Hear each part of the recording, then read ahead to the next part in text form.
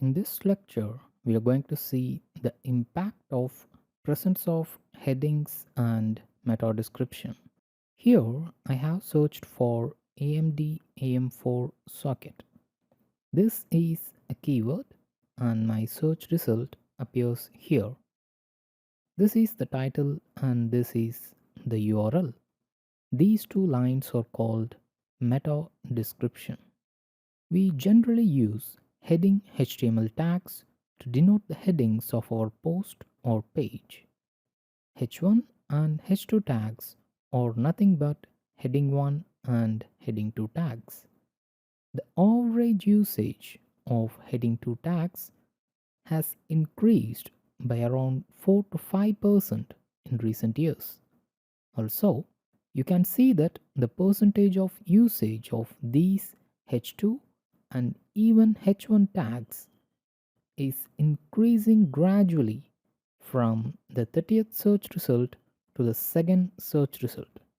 Almost 70 to 80% of top 20 pages are having H1 headings.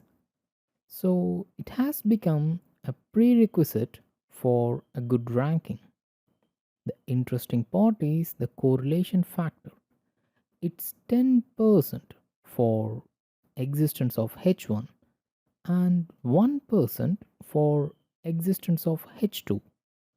Google has diverted its importance from existence of H2 to existence of H1 over the years.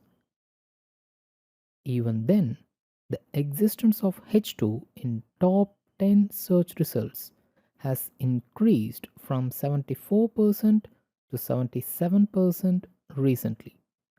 And you can clearly see that not all top URLs use H2 headings in their content, such as from 8th to 10th. So if you add more H2 headings in your content, it will give competitive advantage to your web pages. This doesn't mean you have to stuff H2 headings. Add it wherever it's appropriate. If you still want an absolute number to follow, I would suggest to add a H2 heading for every 150 to 200 words. These subheadings should make your content easy to read and navigate for your users, thereby improving the overall user experience too. Coming to meta description, let's see the post here. Normally, when you don't give meta description, Google automatically generates it by taking some first 150 to 155 characters from your post. If I haven't provided the meta description, then just have a look at my post. There is no AMD AM4 socket keyword in the first 150 characters, which could have led me to a technical disadvantage.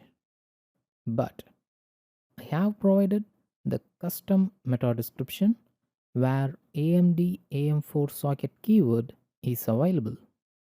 See here, this is the meta description I have provided. Here you can see AMD AM4 socket keyword in the meta description. Though it's not important to add keywords in meta description, the existence of meta description itself is very important. Here you can see that for the top 30 search results, almost 98 to 99% of the posts have meta description in the past years, and this percentage has increased even by another 1% in recent years. This is why I insist you to add meta description to all of your posts. Not only that, strong meta description text will help you to optimize your search engine result page entry. Subheadings will help you to organize the landing page content. This improves the user experience, click through rates, and bounce rates, which will in turn improve your search engine rankings.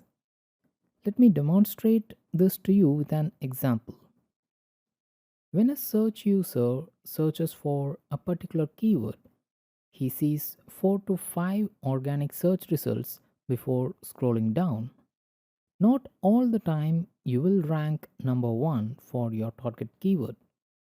Your meta title and meta description should be written in such a way that even if your web page ranks 3rd or 4th in the search result page, the search user should be tempted to click yours too, in addition to the first search result, which everyone clicks by the way. Meta description and meta title are your second chance to show your writing skills, besides the epic content that you should already have on your website. So, when the search user is tempted to click your site too, all the time for your searched keywords, then it increases the CTR, that is, click through rate of your web page for that keyword, which is one of the major SEO ranking factor.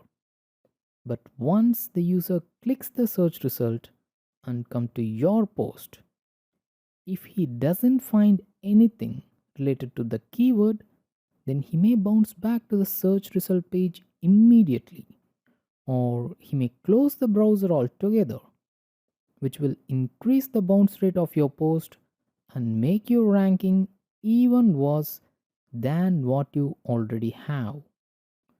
Alternatively, if you want to reduce the bounce rate, you should include only the related and optimized content of your post in the meta description. This is how it increases the click through rate and prevents the increase in bounce rate. Also, when you segregate the content with subheadings like H2 or H3 tags, it's easier for the reader to read and navigate. Also, it structures your post to the reader in such a way that he can directly browse to the required information section. For example, in this post, I have given two different heading 2s, that is, specification of AMD Zen processor and features of Summit Ridge platform or Bristol Ridge platform. Here, if any user specifically wants to read about AMD Zen processor specification, he can straight away move to this section and read about the specification of Zen processor. Whereas, if he is interested in features of Summit Ridge or Bristol Ridge platform, he can directly come here to read this segment.